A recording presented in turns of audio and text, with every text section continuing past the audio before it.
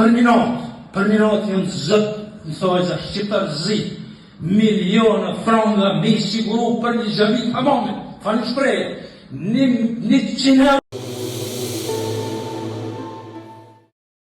Profesori i njohur Nusret Plana ka kritikuar shqiptarët që japin para për të ndërtuar xhami.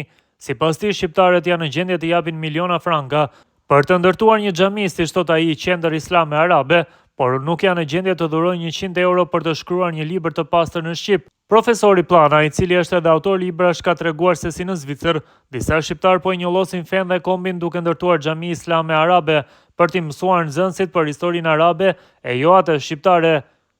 Për një natë, shqiptar zinti mbledhin miliona franga për një xhami të hamamit e për një libër të pastër në shqip nuk i japin 100 euro.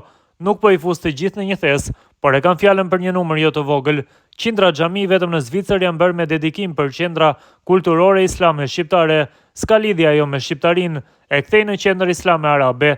I mësojnë nxënësit kush janë pejgamberët në Arabi, e jo kush është Skënderbeu. Në shekullin e 21, me lejuar këtë pështorim nuk ka hije, është shprehur Plana në një takim me qytetarët.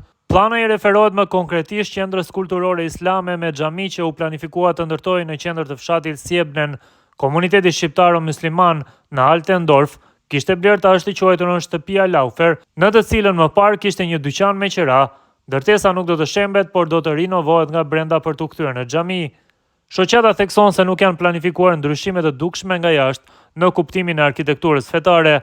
Një restorant i aksesueshëm publikisht është parashikuar në hapësirën e ish dyqanit, së bashku me një dhomë lutjeje në një aneks ekzistues, siç raportojnë media zvicerane.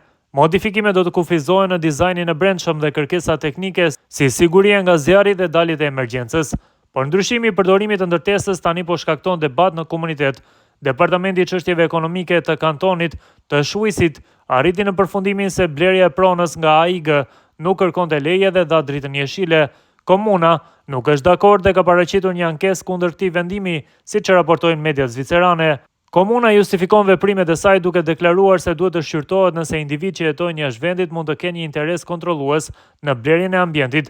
Në Zvicër asnjë qendër myslimane nuk mund të ngrihet kundër vullnetit të komuniteteve lokale dhe pas zbuluar burimet e financimit, thuhet në pretendimet e tyre.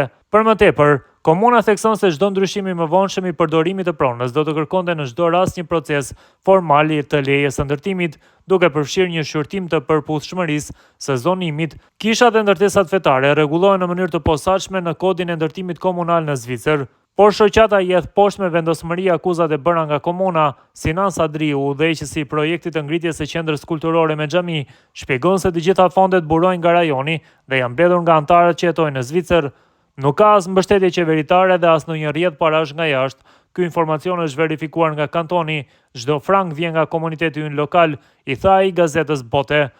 Pyetje së bërë nga gazeta nëse komuna ishte thelbësisht kundër një qendre kulturore islamike, Këshilli Komunal nuk pranoi të përgjigjej. Ata deklaruan se donin të siguroheshin që të gjitha kërkesat ligjore të përmbusheshin